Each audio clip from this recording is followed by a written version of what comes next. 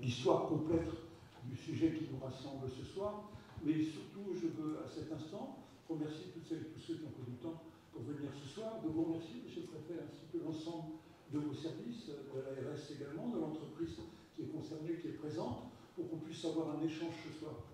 Ce que souhaite la ville, c'est une évidence, c'est la meilleure protection possible de tous ceux qui sont concernés dans le quartier situé aux alentours de Marcel Paul, que ce soit des riverains, que ce soit des enseignants, que ce soit des élèves, tous ceux qui sont dans ce périmètre, on leur doit bien sûr la meilleure santé possible et le moins de perturbations possible. Ce chantier a eu des aléas, mais surtout ce qui est important maintenant, c'est de se projeter sur l'avenir.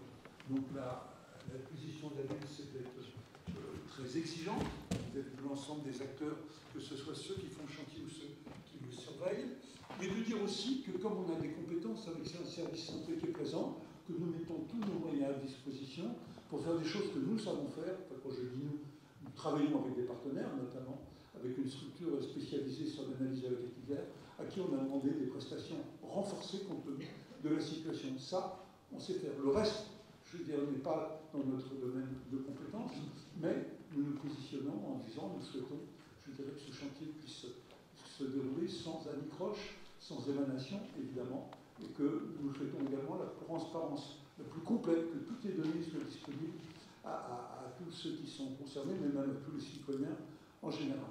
Voilà ce mot d'introduction. Bienvenue, nous sommes au Carré à l'eau, qui est un espace culturel de la ville de La Rochelle, qui va faire l'objet dans quelques temps de travaux d'amélioration et notamment d'accessibilité, puisque comme vous avez pu voir, il faut y accéder par un escalier. Voilà, bienvenue dans le respect individuel de chacun, des uns et des autres, de ces missions des uns et des autres. Je veux dire que, évidemment, tous les échanges seront possibles. Alors je crois que ce qui est prévu, c'est un déroulé de présentation de ce qui va se passer, ce qui pourrait se passer dans les semaines à venir, et puis on sera bien sûr dans l'échange le plus libre avec toutes celles et tous ceux qui souhaitent intervenir. Voilà mon petit propos introductif. Monsieur le Préfet, merci de votre présence ce soir. Ça montre l'importance que l'État attache à ce dossier important, et je vous passe la parole sans plus attendre. Merci beaucoup, monsieur le maire. Je ne sais pas si vous m'entendez. Oui, c'est bien. Merci et bonsoir à toutes et à tous. Merci beaucoup de vous être rendus disponibles pour ce temps d'échange qu'on a souhaité vous proposer. Je l'avais indiqué en ouverture de la réunion qu'on a eue avec peut-être certains d'entre vous jeudi dernier, qui était une réunion en visio, au cours de laquelle on a présenté un certain nombre de choses, à la fois aux corps enseignants, aux parents d'élèves, au collectif Zéro Toxique, et aussi aux riverains qui souhaitaient s'y associer. Je pense qu'on avait pas mal de monde, il y avait une cinquantaine au moins de personnes qui ont pu y assister. Mais voilà, moi je me suis peut-être certains souhaiteraient un contact plus direct, plus physique. Il y en a pour qui les réunions en visio, c'est moins confortable. Et donc on avait dit, puis de toute façon je pense que c'était nécessaire parce qu'on ne s'est pas quitté avec un panorama complètement clair jeudi dernier. C'est bien de pouvoir reprendre ce deuxième temps et pouvoir faire suite à la réunion qu'on a eue ensemble, ou avec d'autres, en tout cas il y a de cela quelques jours. En ouverture, je voulais déjà vous redire toute la préoccupation qui est la nôtre par rapport à ce que vous avez pu endurer au cours des semaines passées et par rapport aux symptômes qui ont été ressentis par un grand nombre de personnes au contact de ce chantier. Ce qu'on va vous proposer aujourd'hui, c'est de vous indiquer ce que doit être la suite, sachant toutes les étapes qui vont nous guider dans l'accomplissement de cette dépollution. Je souhaite qu'elle soit franchie ensemble, avec vous, dans un climat d'écoute mutuelle. Mais ça veut dire qu'on vous écoute et qu'on ne vous fait pas la leçon en vous disant non, non, il y a le professeur machin qui dit, il y a le seuil qui dit ça, etc. Donc c'est bon. Ça ne doit pas être ça la position de l'État. On ne doit pas opposer des seuils à vos préoccupations, à vos mots et à ce que vous vivez ou ce que vos enfants ou vous-même avez pu ressentir. Et ça, c'est très important, ce climat d'écoute.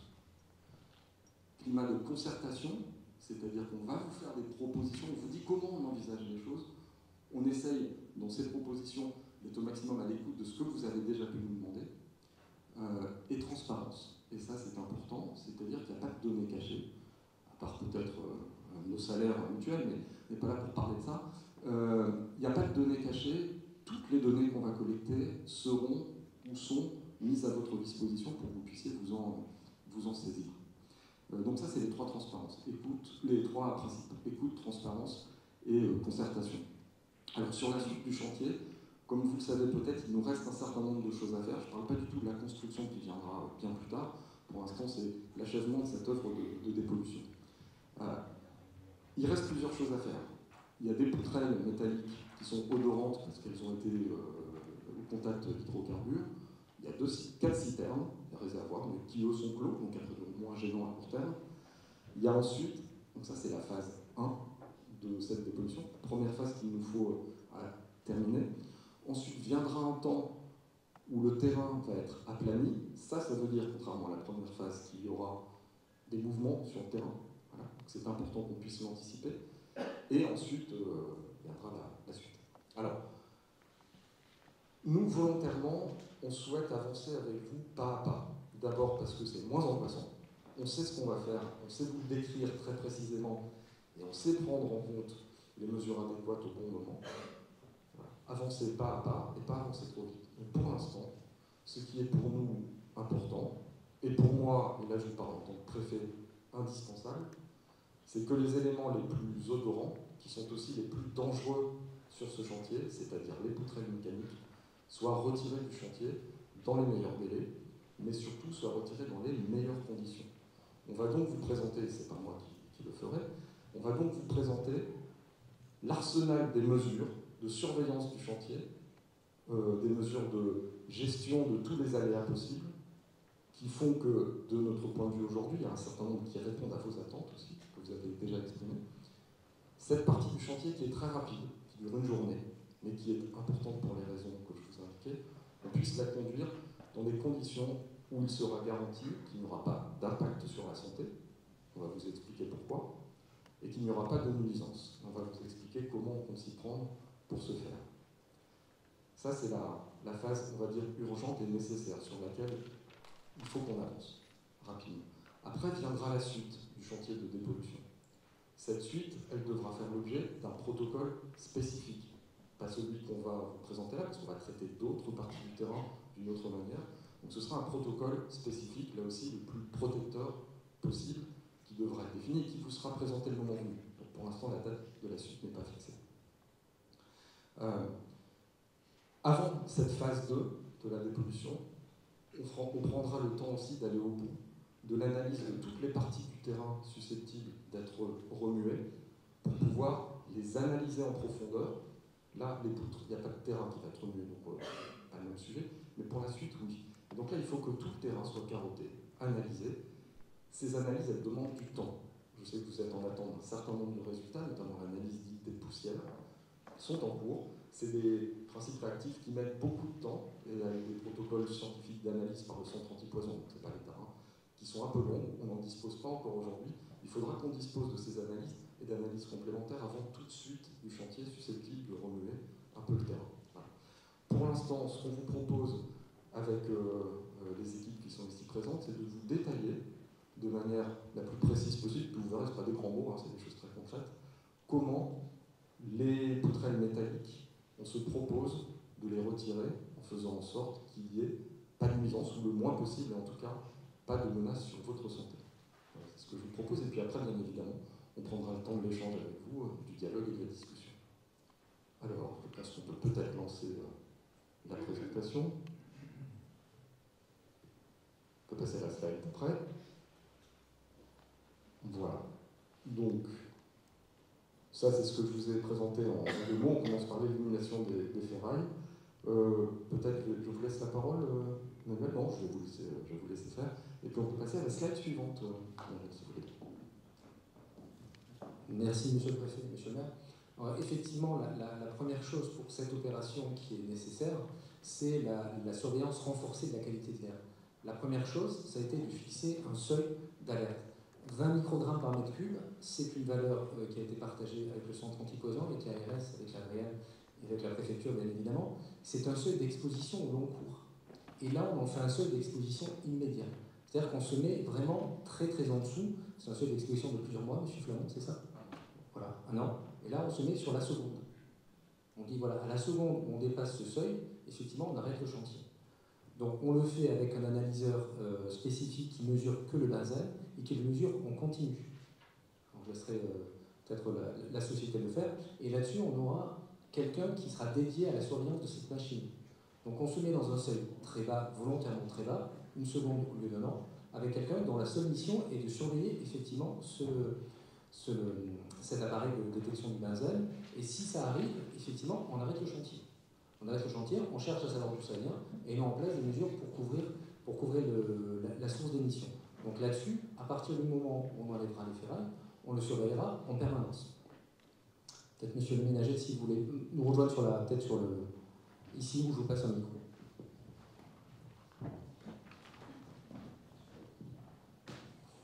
Oui, donc, merci, bonjour à tous. Donc, ces moyens de surveillance renforcée qui vous ont d'ailleurs déjà été présentés, il me semble, jeudi dernier, donc, sont repris là, donc avec un seuil effectivement relativement bas, même très bas, pour nous permettre de s'assurer de ne pas créer de nouvelles nuisances et surtout de ne pas engendrer de risques sanitaires, sera effectivement surveillé à l'aide d'un analyseur benzène, donc un nouvel appareil qui sera déployé et qui permettra une lecture directe sur le chantier de cette concentration. Et à cette mesure, viendront s'ajouter des mesures PID qui vont être réalisées partout sur le site, mais aussi hors site, donc avec une valeur qui sera recalée sur la valeur benzène lue par l'analyseur benzène, mais qui permettra en plus d'assurer le respect du seuil sur site, vraiment au droit de la zone de travail, en tout cas à proximité et en limite de site, de le vérifier aussi partout sur le site et hors site, sur les voies publiques et dans les établissements scolaires. Donc ça permettra vraiment d'avoir une surveillance renforcée à la fois des zones de travail et de l'environnement immédiat et proche de la zone de travail, du chantier. Et à ces mesures viendront s'ajouter donc une surveillance analytique, donc qui était déjà en place mais qui sera là aussi renforcée, avec des prélèvements complémentaires sur site et hors site, avec des prélèvements passifs, ce qu'on appelle les radios, prélèvements de 7 jours sur différents points du site et hors site.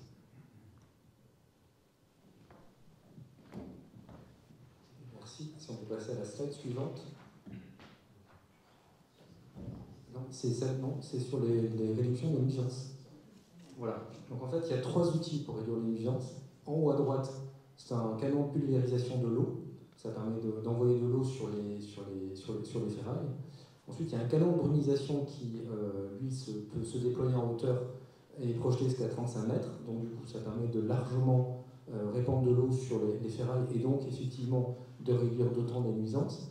Et pour rajouter en plus, on met un extracteur d'air. Ça permet donc d'enlever effectivement les odeurs. Donc, vous voyez, avec ces 3 outils, on réduit les nuisances. Et c'est vraiment, très dimensionné, très largement dimensionné par rapport aux nuisances potentielles des ferrailles. Donc on a vraiment ces 3 outils qui sont mis en place pour la gestion des ferrailles, qui pourraient l'être aussi pour la vidange du tank, mais ça viendra après. Donc Monsieur le Ménager, est-ce que vous voulez compléter un peu sur ces outils techniques, ou pas? Non. Voilà. Donc ensuite, on peut passer à la slide suivante. Voilà. Donc sur la planification, donc on a exclu le travail de nuit, parce que c'est trop dangereux. Effectivement, on a demandé d'étudier, de le faire le samedi éventuellement, pour tenir compte des demandes du groupe scolaire Fénelon, ou de le faire le mercredi après-midi. Donc pour l'instant, voilà, on réunit tous les éléments pour mettre en place cette opération. Elle peut se faire le mercredi 18, mais ça je vous laisse compléter, ou un samedi. Donc ça pour l'instant c'est à l'étude, mais le but c'est quand même de le traiter rapidement pour avoir une mesure à gain rapide sur les nuisances olfactives. Monsieur le Ménager? Oui, je confirme donc ces options-là et qu'elles sont évidemment à l'étude pour permettre une intervention le plus rapidement possible. Vraiment, donc, vous l'avez compris, sur ces poutrelles métalliques, autrement appelées ferrailles selon les supports de communication, mais en tout cas, on parle bien de ces éléments qui devraient pouvoir être traités en une petite journée. Donc on ciblerait l'intervention que sur ces matériaux les plus problématiques et non pas sur les autres équipements que nous avions proposé de gérer dans le même temps. L'idée, c'est vraiment de se focaliser sur ces matériaux.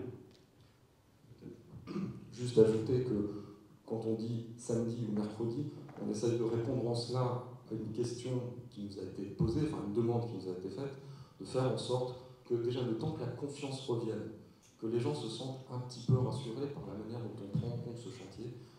En tout cas, pour ces opérations-là qui ne sont pas des opérations longues, de le faire hors temps scolaire. Comme ça, déjà, on évite une question, c'est que se passe-t-il si jamais il y a une sonnette qui résonne parce qu'on a dépassé le seuil, est-ce qu'on évacue, est-ce qu'on fait, etc. Hors temps scolaire, pour cette première opération, comme elle dure peu de temps, déjà, on en est là à ce stade. On ne vous a pas forcément tout dit sur le renforcement des mesures de surveillance. Donc si on peut aller sur la slide Atmo, Muriel, s'il vous plaît. Voilà. Oui, donc comme je l'ai indiqué tout à l'heure, la ville souhaite, en complément de ce qui est fait par l'entreprise et par les services de l'État, mettre en œuvre aussi des mesures complémentaires. Je vais laisser Mme Bout les présenter. Alors, vous avez beaucoup d'éléments techniques sur cette slide. Peut-être les premières lignes sont les plus intéressantes pendant la phase chantier, puisque les informations de cette station de mesure qui a été installée dès le 25 novembre dans la cour de Fénelon, alors vous comprendrez par la slide juste après pourquoi, c'est un énorme équipement. On ne pouvait pas le mettre dans un autre endroit, il fallait vraiment être accueilli sur un espace suffisamment grand.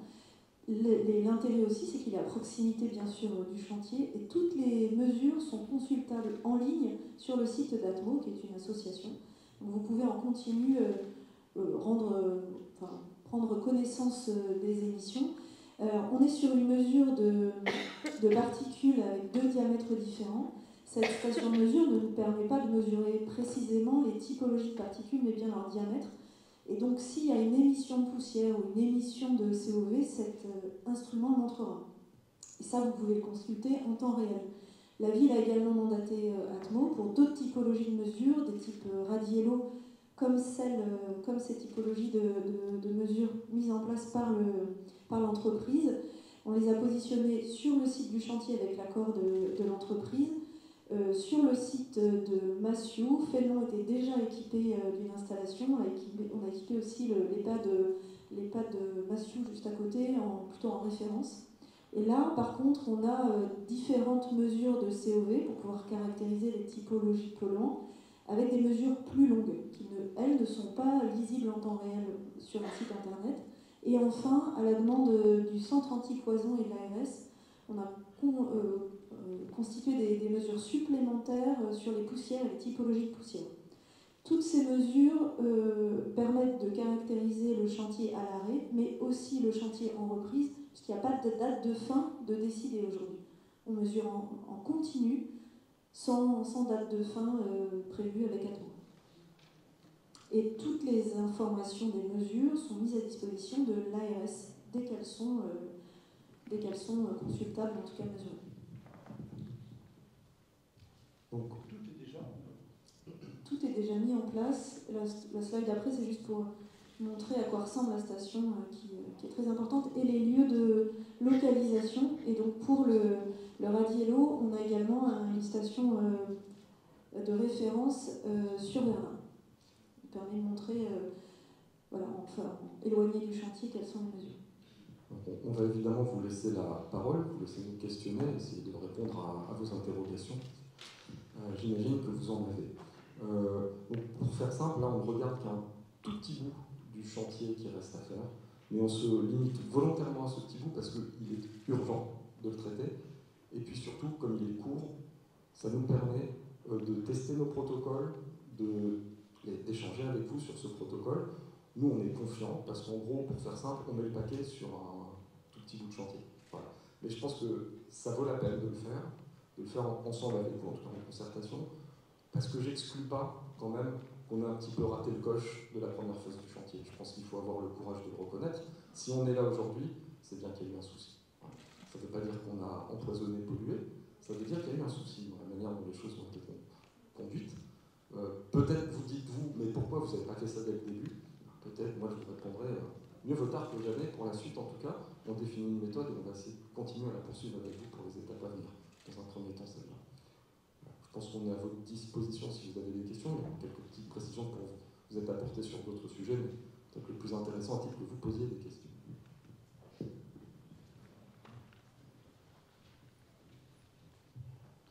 Merci, Marie Carelli, chef d'établissement Fénelon Notre-Dame. Alors je vous remercie pour ce climat, comme vous l'avez cité, de transparence. Et puis pour la reconnaissance aussi de ce qui a pu se passer. Déjà, c'est important. Ensuite, évidemment, la prise en compte du fait que les travaux se fassent lorsque les élèves ne sont pas présents, pour nous, c'est éminemment précieux. En revanche, on attend toujours un protocole de l'ARS pour pouvoir savoir quoi faire après le moindre mouvement. On en avait parlé, Monsieur Flamand, nous, on a besoin de savoir ce qui se passe après, en fait. Est-ce qu'on reprend nos locaux? Est-ce qu'il faut les nettoyer? Est-ce qu'il faut les aérer? Est-ce qu'il est possible d'avoir ce protocole pour que ça puisse se passer dans les meilleures conditions? Et évidemment, notre demande, ça serait le samedi 21. Après, on n'est pas seul à... Enfin, je pense qu'on aura l'occasion d'en parler avec les riverains, etc. Hein, mais voilà. Et quoi faire pour la suite?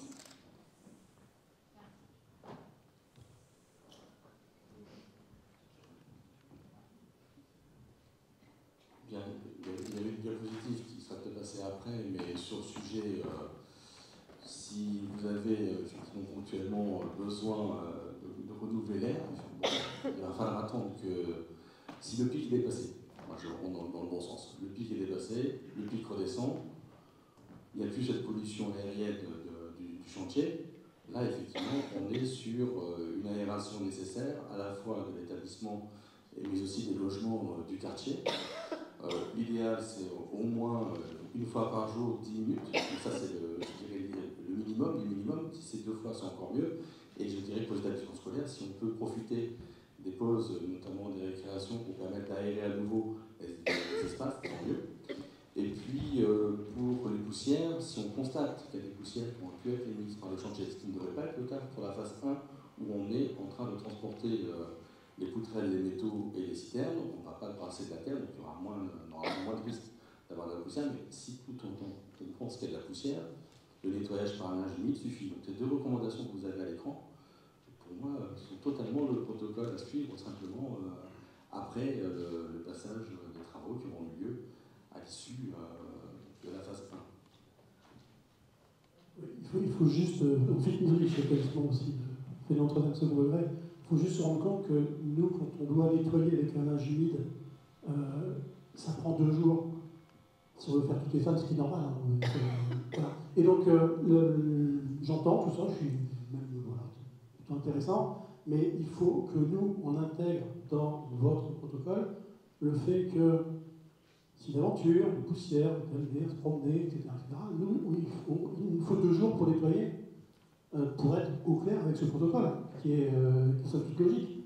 Et donc, c'est un élément dont nous, on va devoir tenir compte pour pouvoir, en effet, mettre en place les choses de la meilleure des manières. C'est juste ça la question, c'est qu'en effet, nettoyer avec un linge humide, ok, tout le monde peut à peu près comprendre. Déjà, moi, dans ma maison de 110 mètres carrés, ça me prend un petit peu de temps. Il faut imaginer dans un établissement scolaire de quelques milliers de mètres carrés. Mais, après, ouvrir les fenêtres, maintenant que le chantier est arrêté et qu'il y a moins d'odeur, on le fait. Mais à l'époque, je vais dire, c'était proprement infaisable. Peut-être juste vous indiquer qu'on a peut-être encore du temps pour travailler sur l'articulation de ce protocole avec un planning de conduite des travaux qui ne sont pas prévus pour l'instant, enfin qui sont prévus pour plus tard, on ne les a pas fixés dans le temps. À ce stade, il s'agit juste des poutrelles. Le mécanisme d'aspersion garantit qu'il ne devrait pas y avoir la moindre poussière qui sort de ce petit espace. En gros, c'est un tas de ferraille, on le prend, on le met dans un camion. Dans le camion, il y a un big bag, on referme, c'est un zip, hein, on referme le big bag et puis on emmène les poutres. Donc ça. Normalement, il ne devrait pas y avoir de poussière à ce moment-là. Je l'entends parfaitement, il n'y a pas de souci par rapport à ça, mais il faut juste entendre que nous, on a passé 3 mois avec eux sur le chantier et que j'entends tout cela, j'ai bien entendu les seuils pour les risques sanitaires, mais on a aussi, alors je vais appeler ça pudiquement des seuils d'inconfort, c'est-à-dire qu'il y a des moments où tous les capteurs étaient bas et où ça sentait trop mauvais, où les élèves avaient mal à la tête, etc. Donc il y a aussi cette notion de, j'ose même pas dire de confort, en tout cas de vie classique, qui est importante. Et ok, pas de pollution, en effet, vous l'avez dit, c'est peut-être dommage que ça n'ait pas été fait avant. En effet, voilà, sanitairement, ça peut, mais il y a encore des questions, il y a encore des choses, malgré en effet toute la transparence, tous les éléments. Maintenant, on souhaite en effet que ça se passe le mieux possible, le plus vite possible, pour reprendre notre petite vie tranquille d'établissement scolaire et de quartier sympathique. Je me permets de rajouter, oui, le rang zéro toxique, et tous les riverains qui sont à 10-15 mètres des ferrailles pendant un samedi, qu'est-ce qu'on fait d'eux? J'ai pas entendu. Tous les riverains qui sont à 10-15 mètres des ferrailles et qui vont être évacués. Les riverains, oui. Qu'est-ce qu'on fait d'eux? Un samedi, ils sont chez eux. Du coup, on leur propose quoi? Parce qu'en effet, les élèves ne sont pas là, mais les riverains sont chez eux. J'entends bien. Ça, c'est une question qui est très difficile à résoudre. Une voix forte s'est élevée pour nous dire hors temps scolaire, au moins pour cette phase d'une journée. D'autres voix se sont élevées en disant attention, c'est les vacances de Noël. Donc, essayez de ne pas faire ça le 23, le 24. Pour nous, il y a différents compromis possibles. On peut essayer de se mettre en situation de faire le mercredi 18, un peu tendu pour l'entreprise, mais voilà. Et simplement, le lendemain, il y a des élèves, et le matin, il y a des élèves, donc compliqué. Et on peut le faire le samedi 21. Voilà. On a ces deux solutions. Hein. Moi, je ne suis pas pour imposer la solution du préfet.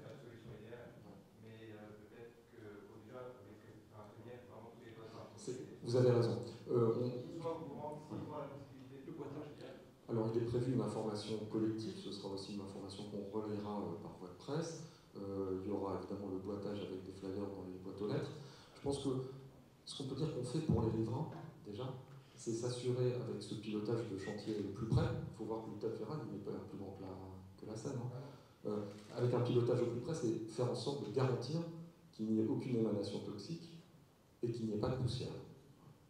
Le pas d'odeur, du tout, je ne sais pas le dire, parce que je ne raconte pas d'histoire. A priori, non, avec les mesures prises, notamment l'aspersion et puis le filtrage, il ne devrait pas y avoir de gêne. Mais si jamais quelqu'un sent un petit peu les hydrocarbures, il nous dira, vous nous avez menti. Donc, on ne veut pas mentir, on ne vous dit pas ça. Mais voilà, pour les riverains, c'est ça qui est fait. Pour tout le monde, d'ailleurs, pour les élèves aussi. Bonjour, Julie Audier pour l'association Zéro Toxique. Merci beaucoup d'abord pour cette réunion de concertation et d'échange. J'ai juste une question en fait sur le protocole. Vous avez dit qu'il était fait pour réduire les nuisances. Et je voulais savoir si la possibilité de supprimer les nuisances avait été envisagée avec SpeedReal et si ces options avaient été étudiées et pourquoi elles n'ont pas été retenues. Ça, c'est une première question. Et puis j'ai une dernière question, je m'excuse, pardon, j'en profite pour avoir le micro. En fait, c'est sur l'analyse des poussières. Vu qu'on a toujours des enfants, des enseignants, du personnel scolaire, des riverains qui ont des symptômes, ça devient vraiment urgent qu'on ait une date, parce que pour l'instant, chaque fois, on nous dit premier trimestre 2025. Qu'est-ce qu'on fait en attendant avec ces symptômes? C'est-à-dire, on laisse couler. C'est une autre question. Merci beaucoup. Je laisserai les spécialistes répondre à vos questions. Peut-être juste de précision, pour que tout le monde comprenne bien. Ce qu'on vous indique là sous forme de slide, c'est-à-dire les mesures, les seuils, les analyseurs, etc., sera repris avant le début des travaux par un arrêté préfectoral qui s'imposera à l'entreprise. Donc voilà, c'est pas juste un PowerPoint, hein, ce protocole. 2, ce que vous nous demandez, en fait, réduire les nuisances, pour nous, c'est réduire la possibilité de percevoir une odeur. D'accord ? On met tout en œuvre pour que ce soit le cas sur ces éléments qui sont odorants. Et on s'en tient à ça pour l'instant, les poutres. Garantir qu'il n'y ait pas d'affection sanitaire, ça, c'est l'abaissement des seuils à un niveau protection maximale. Pour autant, j'entends les symptômes, je laisserai M. Flamand répondre sur une manière de mieux répondre au mieux à cette préoccupation. Et je pense que vous nous posez la question de l'attente, la mise sous tente de ce chantier. Et bien évidemment, on a testé cette option qui nous avait été demandée la dernière fois. Je vous rappelle aussi que pour les phases suivantes du chantier, notamment la zone dite des tilleuls, on envisage du travail sous tente aux endroits où c'est indiqué. Là, pour cette partie-là, ça ne nous paraît pas possible et surtout contre-productif. Je vais peut-être laisser monsieur vous répondre, le ménager. Oui, peut-être juste en complément. Je ne sais pas qui a posé la question, très bien parler. Déjà sur le premier sujet, sur les nuisances, les limiter ou les supprimer, évidemment tous les moyens sont étudiés pour les limiter au maximum, mais on ne peut jamais techniquement supprimer complètement des nuisances. Donc toutes les études sont lancées pour les réduire au maximum. Et là, vous avez l'exemple parlant avec des moyens qui vous ont été présentés pour traiter un tas de poutrelles métalliques. Ça, c'était le premier sujet. Ensuite, pardon, j'ai perdu le fil. Sur la tente, évidemment. Donc la tente, elle fait partie, de la même manière, des éléments étudiés pour limiter les nuisances. Pour ce cas précis des poutrelles métalliques, on l'a étudié, mais rapidement, elle a été écartée, cette option, parce qu'elle nécessiterait des manipulations qui reviendraient à créer un risque de nuisance pour mettre en place la tente. Peut-être serait même plus long que pour l'éliminer. Donc c'est pour ça que, plutôt que de mettre en place une tente, qui techniquement serait compliquée, et au-delà de ça, générer peut-être même plus de nuisances que la simple évacuation, on souhaite, en tout cas, on privilégie plutôt une option d'évacuation directe et rapide avec tous les moyens de limitation des nuisances tels que présentés. Je vais me permettre de compléter, je m'excuse, en étant très concret. Mettre le chantier sous tente pour l'évacuation des poutrelles, ça nécessite, de bouger les poutrelles pour installer la tente, autant les mettre directement dans le camion. De constituer des fondations, parce qu'on est dans des édifices qui sont importants, qui ont une prise au vent en hiver qui plus est. Qui dit des fondations dit remuer le terrain. Voilà. Pour ces raisons, ça n'a pas été jugé comme étant la meilleure solution. Non pas qu'on ne veuille pas de tente à tout prix, puisque d'autres parties du chantier appelleront cette solution plus tard, mais parce que là, en l'occurrence, voilà, c'est la raison de tout ça.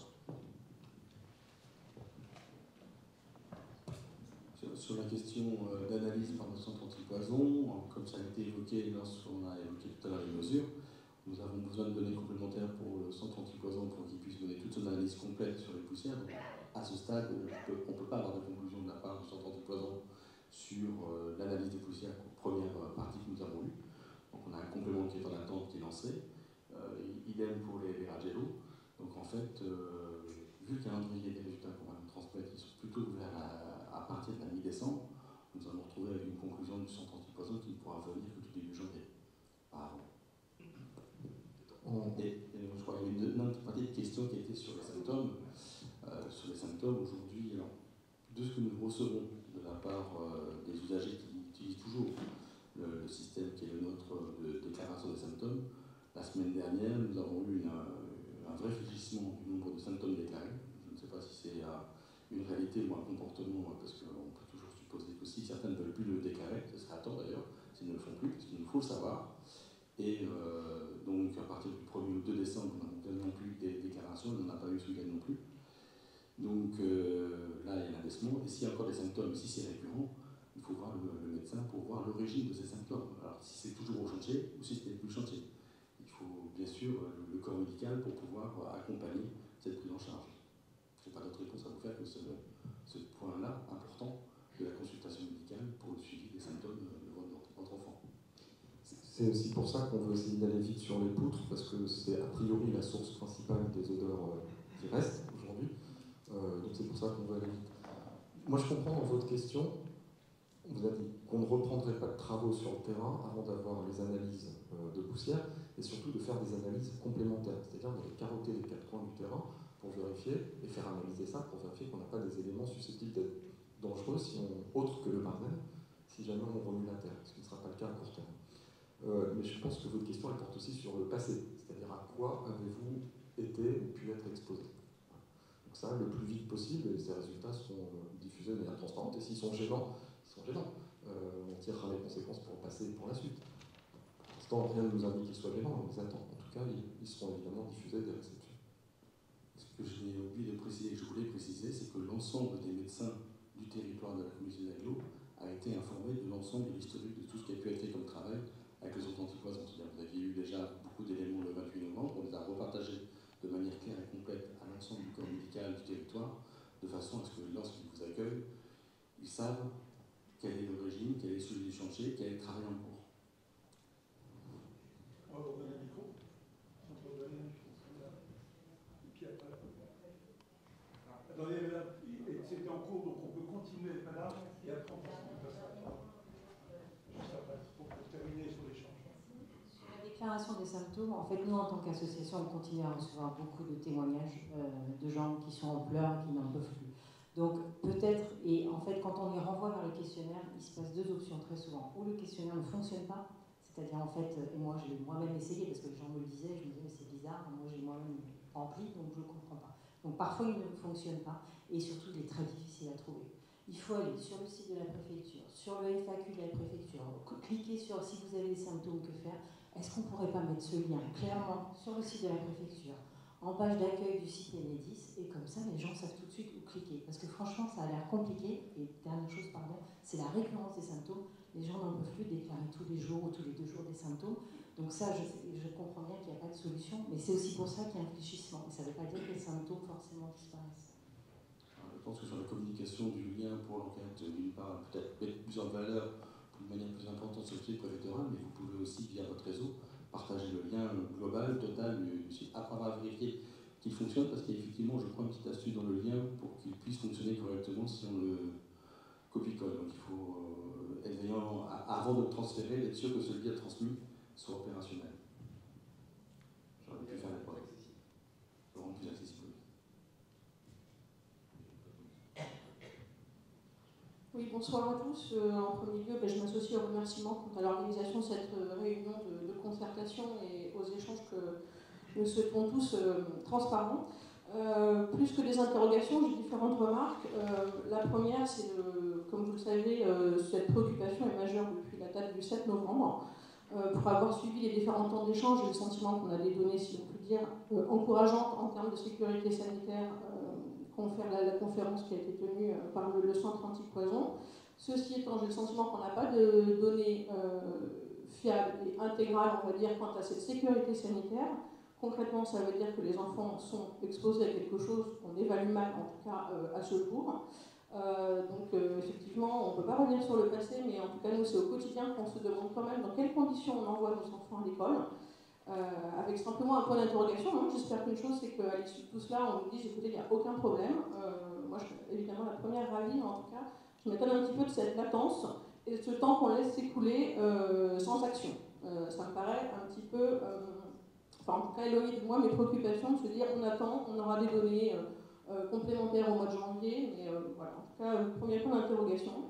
Je me permets à ce sujet de pointer quand même qu'il y a eu, si on peut dire, un traitement un petit peu différencié, puisque sauf erreur de ma part, les lieux de récréation de l'école Massieu ont été modifiés, en tout cas pendant quelques jours, ce qui n'a pas été le cas à Fédon. Donc voilà, en tout cas une interrogation. J'entends également, c'est la deuxième remarque, le conseil qui est stable depuis le début, effectivement, qui consiste à dire qu'en cas de symptômes, les enfants doivent consulter leur médecin. Je ne suis certes pas médecin, mais je ne vois pas bien comment un médecin peut, on va dire, sur des symptômes tels que des céphalées, des douleurs abdos et éventuellement des irritations oculaires, établir un lien à 100% sûr avec l'exposition aux éléments du chantier. Donc à partir de là, si on attend effectivement qu'un médecin nous dise « oui, évidemment, aucun doute, c'est parce que votre enfant est scolarisé dans tel établissement directement à proximité qu'il ce soir présente ces symptômes », et effectivement, je crois que vous l'avez rappelé, M. Flamand, les médecins ont été, en tout cas du territoire, ont été informés du suivi, on va dire, de cette histoire, si on peut dire, de ce dossier, mais aussi avec communication des éléments, des premiers éléments rassurants de la part du centre anti-poison. Donc à partir de là, si je peux me permettre, ça ne va pas non plus les inciter à imaginer qu'il y a un lien étroit entre les symptômes et l'exposition au chantier. Alors, sur la consultation médicale, l'objectif de cette consultation médicale n'est pas forcément de faire que le médecin vous dise que les symptômes sont vraiment en lien avec le chantier, mais c'est de prendre en charge ces symptômes. Et de les prendre en charge, et notamment dans cette prise en charge, pour les faire disparaître, les symptômes, c'est aussi d'évacuer toute autre hypothèse de pathologie qui pourrait être présente, qu'elle soit mineure ou qu'elle soit grave. Donc il y a ce travail complet, à la fois de diagnostic à établir, et ensuite de traiter les symptômes aussi présents, puisque comme on a pu en parler avec le centre anti-poison le 28 novembre, aujourd'hui ces symptômes que l'on a ne sont pas caractéristiques, spécifiques à la pollution du chantier. Ils peuvent être de différentes natures, mais bien évidemment, quand on a 400 personnes qui sont avec des symptômes présents sur la zone, oui, une grande majorité sont dus à le sujet de l'exposition au chantier. Attends, on va vous donner le micro pour que tout le monde puisse vous entendre. Je serai extrêmement rapide. Le dernier élément que je souhaitais pointer, c'est qu'en fait, à la fois dans nos échanges et dans les présentations qui sont faites, on s'appesantit sur les nuisances olfactives. Très sincèrement, si c'était le seul sujet, moi en tout cas j'en serais ravie. La vraie préoccupation, c'est la sécurité sanitaire. La nuisance olfactive, on s'en accommodera grandement.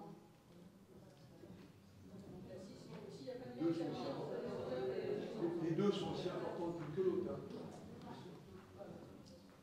Bonjour, donc moi je suis voisin, j'habite à 25 mètres du chantier, et donc j'ai remarqué sur le document que la ville avait présenté un plan avec l'ensemble des capteurs, c'est bien. Est-ce qu'on pourrait avoir également un plan avec les autres capteurs, parce que l'expérience montre que le positionnement des capteurs de l'arrêté préfectoral était sorti d'on ne sait où.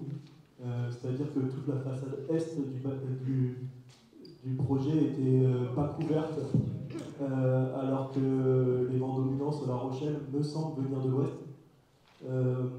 Il se trouve que l'expérience, encore une fois, j'habite à 20 mètres du chantier, donc j'ai vécu les 2 semaines de la Toussaint qui étaient invivables, montre que les odeurs sont extrêmement localisées. C'est-à-dire que pendant les vacances de la Toussaint, je ne sais pas si vous voyez la grosse maison anciennement de patron d'Enedis, qui aujourd'hui appartient à quelqu'un d'autre, qui est mon voisin. On sentait l'odeur d'ici jusqu'à l'entrée du site Enedis, mais ensuite on sentait beaucoup moins les odeurs. Hier, il y avait 2 points sur la façade sud du projet côté Fénon, donc au plus près de la pollution. Et 2 points, on ne sait pourquoi, rue Marcel Paul à 100 mètres au nord, mais rien à l'est. Donc là, on voit des points, c'est intéressant, on voit que la ville a finalement quadrillé à peu près le terrain. Qu'est-ce qu'il en est des autres points? Et la deuxième question, ça n'a rien à voir. Est-ce qu'on sait le type de goudron qui est sorti de cette cuve et qui a été pompé? Et quels sont les gaz qui ont pu en sortir? Parce qu'aujourd'hui, on fait des analyses sur du benzène, du toluène, donc c'est très bien, mais est-ce qu'on est sûr qu'on est exhaustif sur ce qu'on cherche? Parce qu'aujourd'hui, moi personnellement, j'ai pas été malade. J'ai mon fils qui a eu des toux très importantes à ce moment-là, quand il y a eu les gaz des pires. Donc j'ai tendance à faire confiance aux médecins et à dire quand il me dit quelque chose. Mais je sais aussi que si on ne cherche pas la chose, on ne la trouvera pas. Et donc, est-ce qu'on sait ce qu'on cherche et donc, est-ce qu'on peut avoir une chance de la trouver ou pas? Sur le positionnement des capteurs, oui, on peut, je pense, avec l'entreprise, diffuser la cartographie envisagée des capteurs pour la suite, enfin existante et pour la suite de l'opération, puisqu'il va y en avoir des nouveaux. Et sur ce qu'il y a eu dans la cuve qui a été pompée, je pense que vous êtes mieux placé que moi pour répondre, monsieur le ménager. Oui, donc je confirme que évidemment on a des cartographies qui ont été faites déjà lors du chantier, associées aux 4 balises dont vous avez fait référence, et ces mesures ont été complétées par de nouveaux prélèvements, notamment à l'est, pour couvrir là où sont aujourd'hui stockées les poutrelles métalliques. Donc on a des points de mesure complémentaires, et depuis de toute façon le début est également de manière renforcée depuis l'arrêt du chantier le 14 novembre, une cartographie PID quotidienne, voire plusieurs même cartographies par jour, sur site et hors site, pour justement pouvoir évaluer les CO2 totaux dans l'air sur site et hors site. Pour moi, le sujet, c'est pas ce qui se passe aujourd'hui, c'est ce qui s'est passé hier. Est-ce qu'on sait qu'est-ce qui émane de ce goudron? Vous avez la chance d'avoir une cuve qui est encore là. Est-ce qu'on peut faire des analyses, savoir ce qui sort? Parce que franchement, moi j'ai aucun doute qu'il ne se passe rien en coupant les ferrailles et ça ne m'inquiète pas du tout. Mais la question c'est qu'est-ce qui s'est passé hier? Qu'est-ce qui se passera demain quand vous allez faire un trou en plus? Et qu'est-ce qui se passera après-demain quand la DREAL sera plus là, la préfecture sera plus là, et qu'on aura un maçon ou un terrassier qui ne connaît rien à rien et qui fera un trou dans le terrain? Alors pour les matériaux qui étaient dans la cuve, on a des analyses. Et on le voit même dans les analyses d'air qui ont été faites pendant cette phase de chantier, parce que les odeurs que vous avez ressenties, elles sont évidentes, les symptômes ils sont évidents, et on le voit sur les analyses. On a, ça c'est des analyses qui ont bien été communiquées, parce que c'est toujours actualisé, donc il y a toujours un temps de réactivité des analyses, mais il y a des analyses sur la qualité de l'air à proximité de cette cuve qui ont montré des hydrocarbures, et notamment du benzène, d'où le fait qu'il y ait un focus qui est fait sur ce composé qui est le plus nocif. Donc, et on le voit clairement. Pardon, mais je pense que la question était, est-ce qu'on sait ce qu'il y avait dans la cuve? Voilà.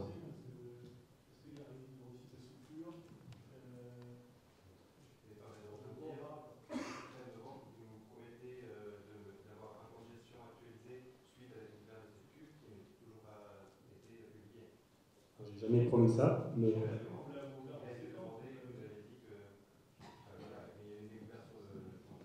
Il y a une découverte sur le chantier, découverte qui était rendue, enfin qui était possible d'après le plan de gestion initial, que nous avons traité conformément au plan de gestion initial. Et là, comme il a été présenté, un protocole va être mis en place pour traiter les futurs travaux restants.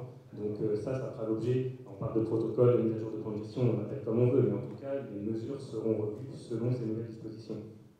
Je pense qu'il faut être très précis avec vous, y compris quand on ne sait pas répondre. Il y a un point sur lequel on sait répondre, c'est pour la suite, notamment, comme on vous a dit, il y a 4 citernes qui restent sur le site, qui sont, a priori, contiennent au moins pour une d'entre elles, ou 2 d'entre elles, des hydrocarbures, les autres étant, je crois, vides, sous votre contrôle. Lorsqu'on interviendra sur ces citernes, donc on ne commence pas par ça, on commence par les poutrelles, lorsqu'on interviendra sur ces citernes, on mettra en place un dispositif approprié pour là aussi éviter toute émanation, notamment avec les aspirations d'air, enfin les capteurs d'air, pas les capteurs, mais l'aspirateur, en fait, un filtre à charbon actif. Est-ce qu'on sait si la première cuve qui a été pompée et qui a été ouverte à un moment donné, ça je crois a généré des odeurs fortes, est-ce qu'on sait ce qu'il y avait dedans ou pas en fait? Oui, bah forcément, puisque ça a été... Alors il n'y avait pas que des goudrons, hein, il y avait des eaux aussi polluées, donc tout ça a été éliminé en filière, qui ont fait l'objet d'un traitement spécifique. Les hydrocarbures, et c'est ce qu'on retrouve dans l'air ambiant quand on les a traités, donc principalement du benzène. Bon, attendez, on va vous apporter un micro, madame. Je sais qu'on ne va pas revenir sur le passé, mais je me demande pourquoi il n'y a pas eu de protocole d'urgence à ce moment-là. Donc vous avez découvert ça, pourquoi les écoles n'ont pas été fermées? En fait, nous on avait vu tout ça comme un traumatisme, je vais vous le dire, parce que c'est un schéma qui s'effondre, c'est le schéma selon lequel l'État prend soin de nous et prend soin de nos enfants. Et donc là, comme vous dites, le pacte de confiance, il est rompu. Et du coup, vous pouvez nous parler de toutes les mesures, des seuils, on n'a plus confiance en vous. Je voudrais juste compléter là-dessus, parce que vous nous parlez aussi de la suite, des seuils que vous mettez en place et tout. Vous faites référence à des chiffres, je ne sais pas à quel chiffre vous faites référence, à ceux qu'on partageait le centre antipoison. Quand on regarde les chiffres du centre antipoison, ils n'ont jamais été aussi bas. Donc je ne remets pas en question le centre antipoison, je remets en question les chiffres qui leur ont été donnés. Ils n'ont jamais été aussi bas qu'au moment dont on parle notamment de monsieur, c'est-à-dire au moment où il y a eu la fameuse cuve. Quand on regarde les chiffres, tous, ils sont hyper bas à ce moment-là. Et les chiffres que vous, je ne sais pas qui vous êtes, parce que vous n'êtes pas présenté, j'imagine peut-être Spilrab, mais Spilrab, quand on regarde les chiffres de Spilrab, c'est pareil, le graphisme, c'est à un autre moment, mais les chiffres s'effondrent, ils sont divisés par 10. Donc ces chiffres-là, je suis désolé, ils n'ont pas été, on ne les a pas à date clairement, et aujourd'hui, quand on nous parle de seuil, de ce qui s'est passé ou de ce qui va se passer, je pense que tout ça quand même est quand même lié et qu'il faut que ça soit beaucoup plus clair. Et je vous invite à re-regarder les chiffres de centre antipoison qui nous ont été donnés, parce que c'est les seuls qu'on a eu à date, qui sont pour le coup assez précis, semaine après semaine. Ils sont hyper bas au moment des fameuses semaines des vacances et de la rentrée. Peut-être un élément de réponse, c'est que, alors d'abord madame, le lien de confiance est rompu, on en a bien conscience, et on essaie de le retisser. On peut ne pas essayer de le retisser, mais on va essayer de le retisser quand même avec vous, progressivement, étape après étape. Sur le seuil choisi, les 20 microgrammes, en fait, il faut voir qu'avant, le seuil, on compare parfois des choses qui ne sont pas comparables, parce que ce n'est pas les mêmes capteurs, ce n'est pas les mêmes ordres de grandeur, etc. Mais avant, on avait un seuil qui était un seuil protecteur pour des travailleurs, donc c'était un seuil, on va dire, droit du travail, et qui n'était pas pensé comme un seuil sanitaire pour l'environnement. Aujourd'hui, on prend un seuil sanitaire, qui est plus bas, qui correspond au seuil qu'il ne faut pas dépasser lorsqu'on respire un air chargé de benzène pendant 1 an. Voilà. Donc là, évidemment, il ne s'agit pas de le respirer pendant 1 an, mais le seuil qu'on va prendre, c'est aujourd'hui ce seuil avec un seuil d'exposition longue, ce qui correspond ainsi à une demande que nous avait adressée la Fédération Appel, en disant vous avez un seuil d'exposition courte, il faudra un seuil d'exposition long. Donc on a pris ce seuil long, sanitaire, et non pas droit du travail. Ça correspond à ça, en tout cas c'est ce que j'en comprends. Ça c'est très bien, mais si on avait appliqué ce même seuil au moment des vacances et de la rentrée, on ne l'aurait pas dépassé. Il aurait été dépassé une fois, une journée à 26 au lieu de 20, effectivement. Vous avez raison. Donc en fait, ça veut dire que là, on peut se retrouver dans la configuration qu'on a vécue au moment des vacances et après les vacances, puisqu'on est encore, je sais pas, on ne dépassera pas. Alors, oui, enfin... D'autant plus si on est que sur le benzène. Ouais, alors on n'est que sur le benzène parce que c'est a priori dans les hydrocarbures le composé le plus nocif, donc c'est celui-là qu'on mesure. Là, les mesures vont être enrichies, il n'y aura pas que le benzène, comme vous l'a expliqué la ville tout à l'heure, qu'on aura déjà une approche un peu différente. On a l'effet cumulé avec ce qu'on appelle les radiélos, qui gardent pendant une semaine l'accumulation et pas juste en seuil instantané, permet de savoir ce qui s'est passé sur un temps plus long. Et puis on aura l'analyse des poussières et le carotage du terrain, que je souhaite en tout cas, permettront de savoir demain est-ce qu'on risque de remuer des choses qui vont reproduire des effets tels que vous décrivez. Alors, il me semble que les éléments les plus nuisibles en termes de perception ont été retirés. Il faut qu'on finisse le boulot avec ces 4 citernes et les poutrelles métalliques.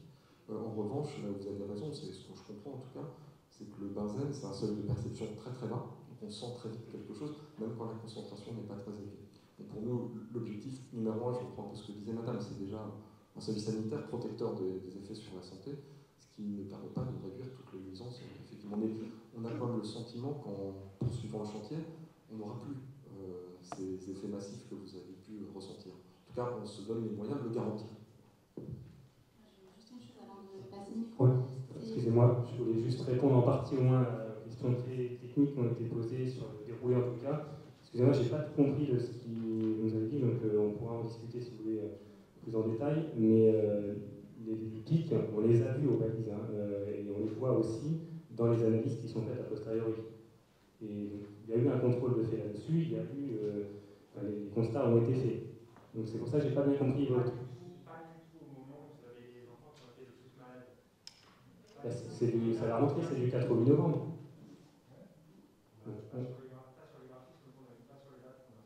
Excusez-moi, est-ce que vous pouvez nous expliquer sur vos capteurs PID, le 24 octobre, c'est le jour où vous attaquez la phase la plus critique du chantier, de ce qu'on a suivi, et vos courbes sur les capteurs PID chutent. En fait, concrètement, c'est ça qu'on dit. Les courbes sont accessibles sur les sites. Oui, mais ça, on va vous apporter le micro pour qu'on puisse mieux vous entendre. Je n'ai pas grand-chose d'autre à dire. Oui, alors puis je pense qu'on va peut-être pas s'étendre sur mais même je suis curieux, intéressé de pouvoir échanger avec vous parce qu'on a tous ces data. Il s'agit du passé, mais la perte de conscience, en ce qui me concerne, elle est réellement sur cette journée-là où je n'ai pas de logique sur cette situation, sur ces chutes des capteurs PID. Qu'est-ce qui se passe? Ok, je comprends et une fois plus on est là. J'ai essayé de vous joindre par téléphone, je ne vous ai jamais eu. Là, je vous ai face à moi, je veux bien la réponse. Très bien, donc non, mais vos questions sont légitimes, elles méritent une réponse. Alors après, est-ce qu'on ira suffisamment dans le détail? Si ce n'est pas ce soir, on peut reprendre rendez-vous, je n'ai pas de souci avec ça.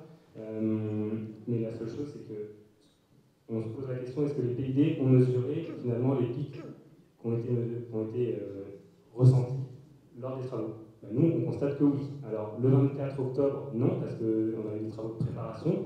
Finalement, ça n'a quasiment pas senti. Alors, je n'étais pas personnellement le 24 octobre à La Rochelle, mais en tout cas, les travaux qui étaient en cours, moi je suis venu le 25 ou le 26, on n'a pas fait grand-chose cette première semaine, c'était 2 semaines de vacances scolaires. La première semaine, ça a été des travaux de préparation. Et on le voit, il n'y a pas effectivement très peu de pics. Il y a une chute le 24 octobre sur le graphique PID, c'est peut-être celle-là dont vous parlez. Il y a 4 courbes. Ouais. 4 courbes chutent Ok. dans tous les cas. Ok, je comprends. Alors que les nuisances augmentent. Ok, donc là je comprends mieux, effectivement. Donc là, c'est un recalibrage des 4 balises PID, tout simplement. Parce que c'est un entretien régulier de ces balises PID qui ont des capteurs qui doivent être recalibrés à l'isobutylène. Recalibrage à la baisse. Recalibrage, non, c'est-à-dire qu'ils étaient surestimés avant. Alors ça veut dire que la journée du 6 décembre, finalement, c'est Non, parce que c'est dans le temps, si vous voulez, que ça se décalibre. Après, on peut remettre ça en question. Après, moi, c'est pas moi personnellement, je suis là pour vous apporter des réponses. On a un bureau d'études certifié qui met en place des balises et qui vient les recalibrer régulièrement. Et je pense que c'est ce qui explique en tout cas le drop qu'on voit le 24 octobre.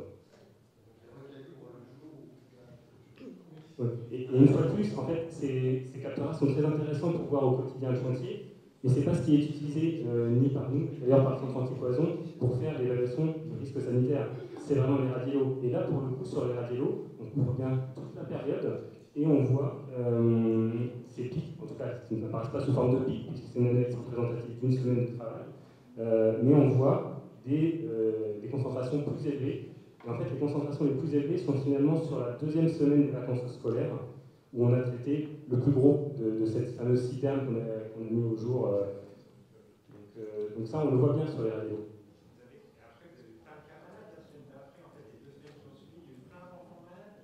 Oui. Regardez les chiffres qui ont été donnés par le centre anti-poison des semaines qui suivent.